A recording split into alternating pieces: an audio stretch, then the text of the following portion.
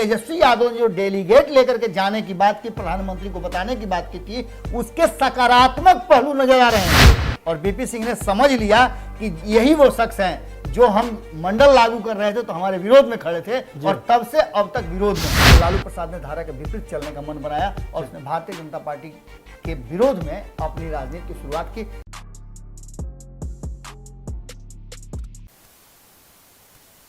नमस्कार, बिहार के digital media का जनक भारत लाइव देख रहे हैं आप। भारत लाइव में रातों रात देख रहे हैं। रातों रात यानी कि ऐसा शो जहां आपको हम हमेशा से ऐसी ही खबरें देते आ रहे हैं जिस खबर को जानने और समझने के बाद आप उसके आगे विस्मयादि बोधक चिन्ह लगाने पर मजबूर हो उठते हैं।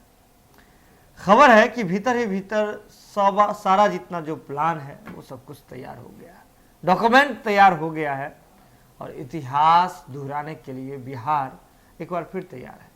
कौन सा प्लान है, कौन सा इतिहास है, तमाम चीज़ों की चर्चा के लिए हमारे साथ बिहार के जाने माने राजनीतिक विशेषज्ञ विजय मिश्र बाबा जी मौजूद हैं। तो बाबा, कौन सा इतिहास?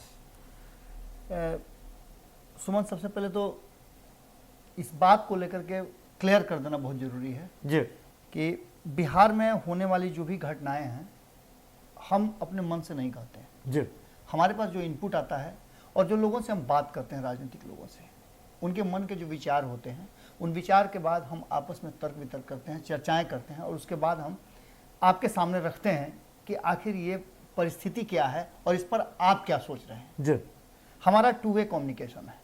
हम जो बात कहते हैं उसका जवाब भी आपसे हमको मिलता है, बिल्कुल, अच्छे और बुरे दोनों पहलू। इन सारी बातों को लेकर के बिहार में अब एक नए तरह की राजनीतिक गतिविधियां बढ़ गई हैं। जी, उस राजनीतिक गतिविधि को बढ़े हुए अभी 48 घंटे भी नहीं हुए हैं, लेकिन चर्चाएं जबरदस्त हो रही हैं, जी, रिएक्शन भी आने लगे हैं और इस रिएक्शन से ये पता चल रहा है कि एक बार फिर से इतिहास दोहराने की तरफ कहीं ना कहीं कदम बढ़ चुके हैं। बिल्कुल, ये लोकतंत्र जो है, राजनीतिक परिदृश्य जो है वो कदम बढ़ा रही है। और इसमें थोड़ा सा फ्लैशबैक में देखना पड़ेगा।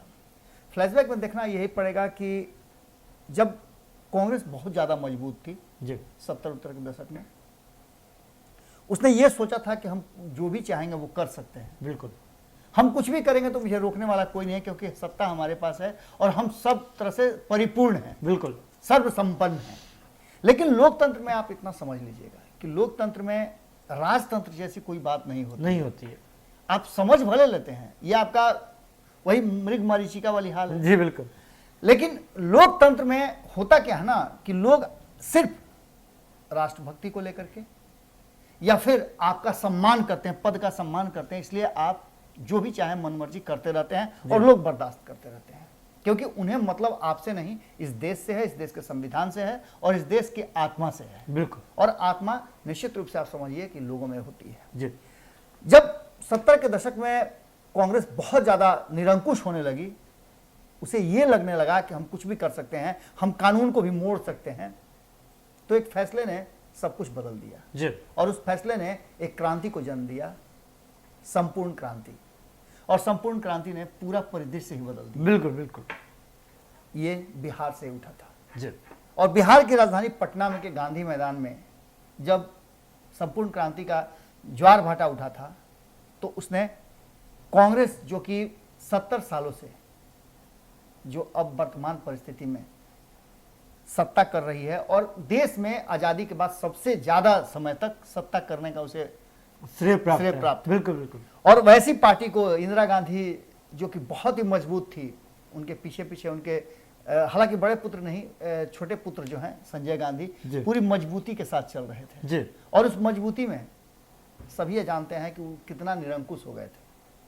हालांकि आज वर्तमान में जो सरकार चल रही है, उस सरकार को लेकर के भी यही कहा जा रहा है, जो विरोधी हैं और जो लोग हैं, राजनीतिक विशेषज्ञ जो हैं, वो यही कहते हैं कि कहीं ना कहीं सरकार निरंकुश हो गई है और कुछ लोग इसलिए सरकार के साथ हैं कि कहीं उनके साथ अहित न हो जाए। जी, कुछ लोगों ने तो अपना पिंड छोड़ाया है। जी, जैसे शिवसेना, जो सबसे पुरानी पार्टी थी, जो साथी थी, उसने भारतीय जनता पार्टी से अपना पिंड छोड़ाया है। जी, बिल्कुल। अब इन सारी बातों को लेकर के आपने देखा कि वेस्ट बंगाल में क्या हुआ। ममता बनर्जी भी कभी भारतीय जनता पार्टी और एनडीए के हिस्सा रही, जी, केंद्र में मंत्री भी रही हैं, लेकिन वो वक्त दूसरा था, वो समय दूसरा था। हालांकि नरेंद्र मोदी के साथ भी उन्होंने चलने का प्रयास जरूर किया था, जी, क्योंकि आप जानते हैं कि जब बहाव होता है उधर आसानी होता है जाने बिल्कुल, में। बिल्कुल। धारा के विपरीत बहुत कम लोग चलते हैं जी और धारा के विपरीत चलने वालों के नाम आप उंगली पे गिन सकते हैं। जी जब भी आपने देखा होगा, अगर इंदिरा गांधी सबसे मजबूत हुई तो विरोध में खड़े होने वाले लालू प्रसाद थे। इसके अलावा और भी बहुत सारे नेता थे, मुलायम सिंह यादव थे, और भी कई नेता हैं जी जो धारा के विपरीत खड़े हुए थे।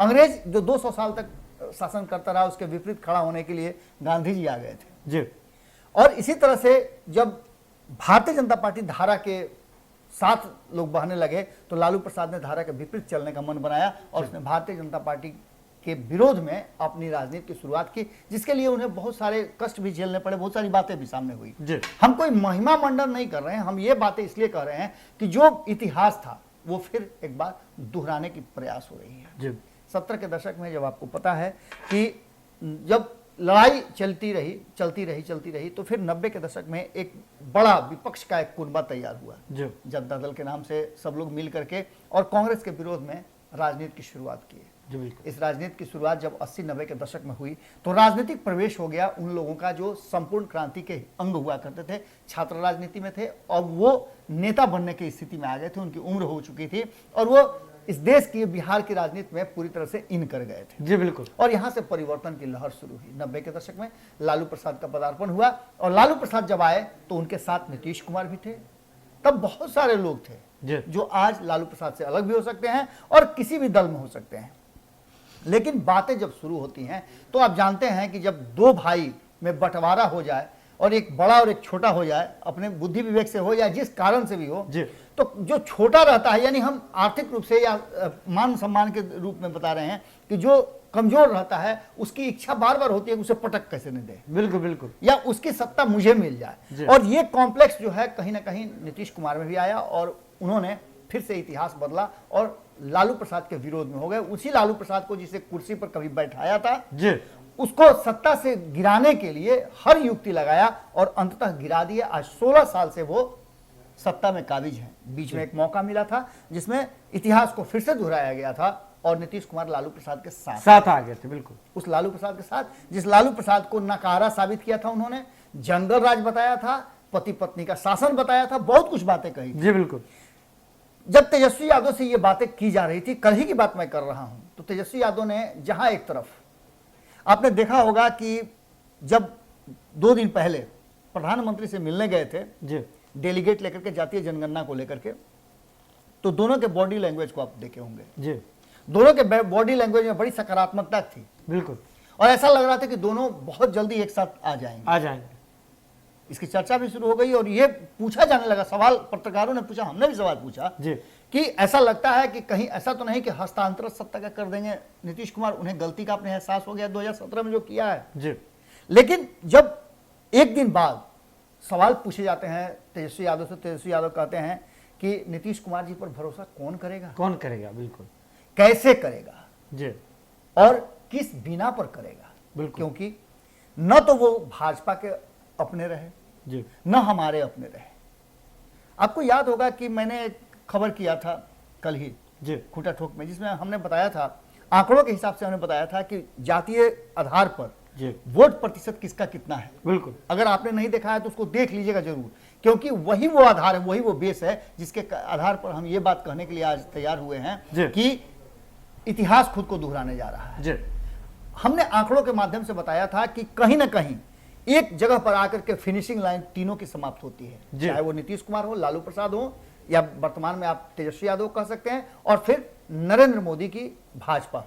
जी तीनों एक ही फिनिशिंग लाइन पे है, बस दोनों में सिर्फ अगला पैर का अंगूठा जो है उसका अंतर है, बस वो खाली फिनिशिंग लाइन पर कौन डालता है इसी का अंतर है। जी बाकी फिनिशिंग दोनों सब तीनों एक ही जगह कर रहे हैं। इसका मतलब आप समझ रहे हैं कि जो एकदम नेक टू नेक फिनिश जिसको कहा जाता है वो होने की स्थिति है। और ऐसी स्थिति में इतिहास अगर दोहराया जाए, आप समझ लीजिए कि तीनों प्लेयर में से कोई किसी को लंगड़ी मार देता है, बिल्कुल, तो तीसरा जो है उसको जीत हार के लिए बहुत प्रयास करने की जरूरत नहीं है, बिल्कुल, ऑटोमेटिक वो जीता हुआ माना जाएगा। जी क्योंकि एक लंगड़ी मारेगा, उसका ध्यान लंगड़ी मारने में रहेगा, और दूसरा फ्री हो जाएगा, लड़खड़ा के गिरेगा, और तीसरा जो है जिसको फ्री हैंड मिल जाएगा वो फिनिश कर जाएगा। जी बिल्कुल। बस यही इतना अंतर है, और इसी अंतर को लेकर के 2020 में बिहार की जनता ने जो वर्डिक्ट दिया था वो स्पष्ट करता है कि बिहार की जनता असमंजस की स्थिति में। जी यानी कि एक बार फिर से हमने बार बार हम कहते हैं, संपादक नमन मिश्रा जी ने भी कई बार कहा है कि 10 साल के बाद बदलता है जी, लेकिन नीतीश कुमार जी का 15 साल हो गया और ये वर्जना जो है बदला है लालू प्रसाद ने भी और जी। नीतीश कुमार जी ने भी। जी बिल्कुल, हालांकि दशा दोनों का बदला है। 2020 में जब राबड़ी देवी आई तो कितने मुशक्कत के बाद वो सत्ता में आई थी, जी ये किसी से छूटा नहीं है, क्योंकि 1990 और 2000 के बीच में जो 10 साल का अंतर था, दशा बदली थी जी, लेकिन उसे संभालने में सफल हो गए थे। वही हाल हुआ था 2015 में जी। नीतीश कुमार का कि दशा बदलने की स्थिति आ गई थी जी। और बदली नहीं, बिल्कुल, लेकिन नीतीश कुमार खुद को सत्ता में बैठाने के लिए खुद को सेफ रखिए। बिल्कुल। बिल्कुल। अब आप समझिए कि बिहार से मांग उठ रही है जी और घी का लड्डू टेढ़ा भी भला, जी बिल्कुल, ये तो आप हाँ समझ ही घी सकते का हैं। है। जब आपको याद होगा कि जब बीपी सिंह ने जी मंडल और कमंडल के बीच में मंडल को चुना था, जी सवर्ण थे, इससे कोई इनकार नहीं कर सकता है। बिल्कुल, और सवर्ण होते हुए उन्होंने एक ऐसी धारा को जन्म दिया, 27% आरक्षण ओबीसी को उन्होंने दिया जी मंडल कमीशन के थ्रू। जी आज जिसके गुण गाने के लिए, जिसका नाम लेकर के सब लोग करते हैं, और यही वो वक्त था जब मुलायम सिंह और चंद्रशेखर ये दोनों मिलकर के नहीं चाहते थे कि बीपी सिंह ये काम करें। जी लालू प्रसाद साथ में थे, जी बहुत सारे नेता साथ में थे, क्योंकि लालू प्रसाद को यह पता था कि अगर ये मंडल कमीशन लागू हो जाता जी। है तो हम जाति में सबसे अधिक हैं और हमारे लोगों को फायदा मिलेगा। और ऐसी स्थिति में अगर मंडल कमीशन लागू हो जाता है तो हम अपने समाज को आगे लेकर के जाएंगे, जो कि हुआ भी। बिल्कुल बिल्कुल, लेकिन मुलायम सिंह, बीपी सिंह अगर ये कर देते हैं तो एक सवर्ण को ये क्रेडिट मिल जाएगा, जी। ये वो नहीं चाहते थे और इसके चलते वो विरोध में खड़ा हो गए और जी। चंद्रशेखर का उनको सपोर्ट मिला, क्योंकि चंद्रशेखर नहीं चाहते थे कि मंडल कमीशन लागू हो। लागू, और ऐसी स्थिति में आप समझ लीजिए कि भारतीय जनता पार्टी तो किसी हाल में नहीं चाहती थी, जी क्योंकि भारतीय जनता पार्टी के पास तब भी, देखिए हम जगह पर आ रहे हैं, जी पूरा राज्य वाली वोट की बिल्कुल। बात कर रहे हैं। भारतीय जनता पार्टी को तब भी इस बात का डर था जी। कि अगर मंडल कमीशन लागू हो जाता है तो हमारी सत्ता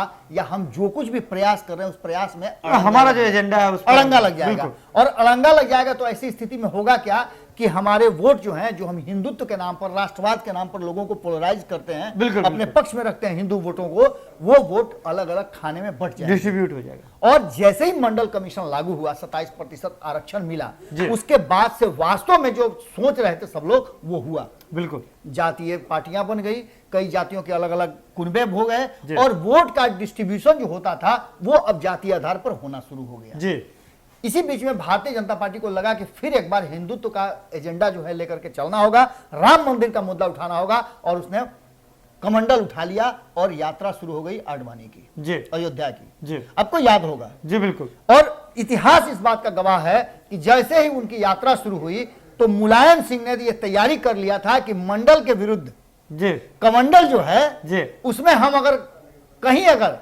इस पूरे मामले को रोकने में सफल हो जाते हैं जी। तो फिर से हमारी सत्ता एक बार आ स्थापित हो जाएगी। जाएगी और बिल्कुल। हमारे लोग जो हैं उधर उसका भी फायदा मिल जाएगा और इसका भी फायदा मिल जाएगा। लेकिन बीपी सिंह को याद आ गया ये बात, जी और बीपी सिंह ने समझ लिया कि यही वो शख्स हैं जो हम मंडल लागू कर रहे थे तो हमारे विरोध में खड़े थे और तब से अब तक विरोध में हैं। जी और इसका अवसर जो है लालू प्रसाद को मिला, क्योंकि लालू प्रसाद मंडल के समर्थन में थे। बिल्कुल, और बीपी सिंह ने सीधे तौर पे लालू प्रसाद को पूरी छूट दे दी। आरके सिंह, याद होगा आरके सिंह डीजीपी थे उस समय, जी। और वही आरके सिंह आज आरा के सांसद हैं, मंत्री हैं भारतीय जनता पार्टी में, जिन्होंने आडवाणी को गिरफ्तार किया था। बिल्कुल, लालू प्रसाद मुलायम सिंह के हाथ से छीन करके यह अधिकार लालू प्रसाद को बीपी सिंह ने दिया, और वही लालू प्रसाद जो है कमंडल विरोधी और मंडल के नेता के रूप में सामने स्थापित आ गए। आया, और बिल्कुल। उसके बाद से उनकी सत्ता जो है पूरी तरह से मजबूत पकड़ के साथ जी शुरू हो गई। जी वहीं दूसरी तरफ आपको याद होगा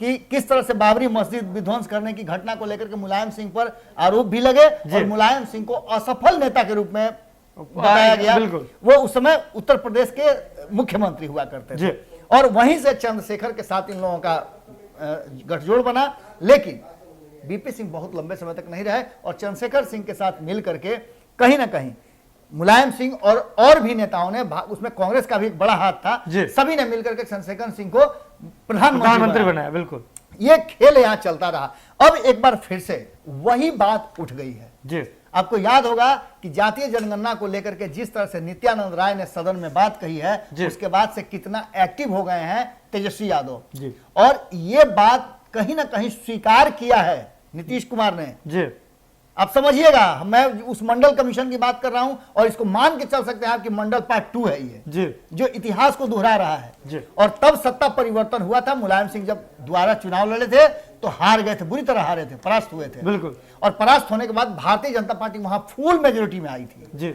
लेकिन बिहार में सत्ता परिवर्तन नहीं हो पाया था क्योंकि लालू प्रसाद ने कमंडल को रोक करके मंडल को आगे बढ़ाया था। यहां इनकी दोबारा सरकार बनी जी।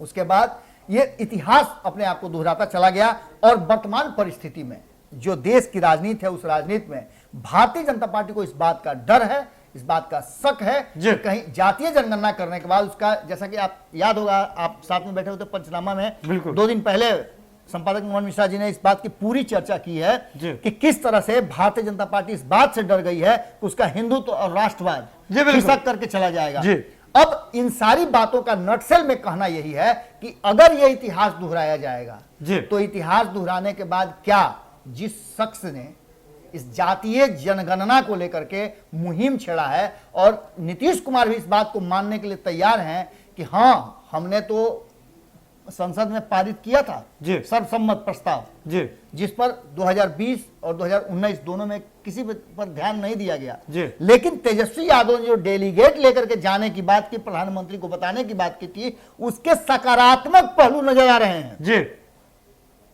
एक बड़ी बात है तेजस्वी यादव जी के लिए। एक तरफ तेजस्वी यादव की बड़ाई जहां नीतीश कुमार कर रहे हैं जी। वो इस बात को मानने के लिए तैयार हैं कि तेजस्वी के ही पहल पे हम मिलने गए थे जी। वहीं दूसरी तरफ प्रधानमंत्री नरेंद्र मोदी ने भी कहीं ना कहीं इस जो बात है, जो सामाजिक बात थी, जो जातीय जनगणना की बात थी, जो सरकार के मुद्दे की बात थी, उस बात से इतर हट करके जी। अगर तेजस्वी यादव से लालू प्रसाद का समाचार पूछते हैं तो यह भी एक राजनीति का पुट है। जी बिल्कुल। यहां दोबारा आप समझ लीजिए कि एक तरफ नीतीश कुमार बड़ाई कर रहे हैं तेजस्वी यादव का और दूसरी तरफ प्रधानमंत्री नरेंद्र मोदी लालू प्रसाद का समाचार पूछ करके तेजस्वी यादव से कहीं ना कहीं व्यक्तिगत संबंध दर्शाने का प्रयास करते हैं जी। और यही वो बात है जिसको लेकर के ऐसा लग रहा है कि बिहार में प्लानिंग जो है दो तरफा तैयार है। हमने आपको बताया था कि फिनिशिंग लाइन वाली बात, जी बिल्कुल। हम फिर वहीं आकर के फिनिश करेंगे कि फिनिशिंग लाइन पर पहुंच करके कौन किसको लंगड़ी मारता है ये ज्यादा महत्वपूर्ण है। और तेजस्वी यादव क्या अपने पिता के उसूलों से थोड़ा सा दाएं बाएं होकर के, जैसे नीतीश कुमार सत्ता के लिए समझौता कर लेते हैं जी, अगर तेजस्वी यादव करने के लिए तैयार हो जाते हैं तो निश्चित रूप से सत्ता उनसे बहुत दूर नहीं है जी। लेकिन एक सवाल बहुत बड़ा है कि तेजस्वी यादव ऐसा करेंगे क्यों? क्योंकि उनके पास एक बड़ा आधार मिलने जा रहा है, वो है जातीय जनगणना। अगर जातीय जनगणना होती है केंद्र के शर्त पर जी, तो भी जातीय जनगणना केंद्र को करना पड़ेगा, क्योंकि ये बात नीतीश कुमार ने स्पष्ट कर दिया और तेजस्वी यादव ने इस बात को भी कहा है कि अगर केंद्र जातीय जनगणना के लिए तैयार नहीं होता है जबकि उसका अधिकार है तो क्यों नहीं अन्य राज्यों जैसे कर्नाटक वगैरह में हो रहा है वैसे हम भी जातीय जनगणना अपने राज्य में अपने खर्च पे करके और ये बात आंकड़ों के रूप में लेकर के आए कि हमारे राज्य में किस जाति के कितने लोग हैं और किनको क्या जरूरत है। इसका मतलब है कि एक बार फिर से आप याद कीजिएगा, लालू प्रसाद, मुलायम सिंह, भाजपा, नीतीश या अन्य लोगों जो भी आज वर्तमान राजनीति में हैं या जो भूतकाल हो गए हैं, उन सारे लोगों के बीच में एक बार फिर से भीतर ही भीतर 2-3 तरफा प्लान बन रहा है। तेजस्वी यादव अभी हॉट केक बने हुए हैं क्योंकि उनके पास सबको पता है कि जाति आधारित वोट है। सबसे ज्यादा अगर संख्या बल में कोई है जो वोट देता भी है, सवर्णों की बात करें तो सवर्ण संख्या में भले ही एकजुट हो जाएं और उस संख्या तक पहुंच जाएं जो कि यादवों की संख्या है या मुस्लिमों की संख्या है, लेकिन वोट करने सवर्ण उतनी संख्या में नहीं जाते हैं जितना आप मान के चलिए, अगर उदाहरण गलत ना हो तो भेड़ की तरह एक दूसरे के पीछे वोट देने के लिए यह समाज हमेशा तैयार रहता है, अपने अधिकारों को जानता है। और अगर नागरिकता की बात हो तो इन लोगों को नंबर 1 में रखा जा सकता है, क्योंकि जब भी वोट की बात होती है, जब भी लोकतंत्र की बात होती है तो सबसे अधिक संख्या में ये उठ करके जाते हैं और वोट देते हैं जी। और ये परिवर्तन की एक लहर लेकर के आ रहा है जो बार बार इस तरफ इशारा कर रहा है कि इस देश से के साथ साथ बिहार में भी सत्ता परिवर्तन, इतिहास फिर से दोहराने की कवायद हो रही है। और हो सकता है कि नीतीश कुमार को वो जो सुप्रीम कुर्सी है जहां जा करके उन्होंने दम दिखलाया था विपक्ष के साथ मिलकर के, प्रधानमंत्री नरेंद्र मोदी को कि जनता आ रही है, सत्ता खाली करो। तो बिल्कुल, तो कहीं ना कहीं तेजस्वी यादव के हाथ में अभी लड्डू है और उस लड्डू पर सबकी नजर है और सब जान रहे हैं कि तेजस्वी यादव का जो लड्डू है वो पूरे मेहमानों के सामने कितना जायका जो है वो जमा सकता है। जुड़े बात लाइव के साथ। देखिए अब जायका जमना बाकी है अभी। क्या कुछ रंग लाता है तेजस्वी यादव जी का लड्डू और उस लड्डू को देख करके कितने लोगों का और चेहरा खिलता है, आने वाले समय में पता चलेगा। लेकिन इसके लिए जरूरत है कि बात लाइव की खबरों को आप यूं देखते रहे, शेयर करते रहे और हमारा मनोबल बढ़ाते रहे। बहुत बहुत धन्यवाद। वीडियो पसंद आई और वह बिहार के राजनीति और बिहारियत से सरोकार रखेनी तो सब्सक्राइब बटन दबा के चैनल के सब्सक्राइब कर ली। ओजे एगो घंटी बा, ओकरा बटन दबा देला से कुल सटीक और मारक खबर रुआ मुफ्त में मिल जाई। अगर रुआ पत्रकारिता के हमनी के नया प्रयोग में सहयोग कर चाहतानी तो ज्वाइन बटन दबा दी। पेटीएम नंबर नोट कर ली 9386816700। धन्यवाद।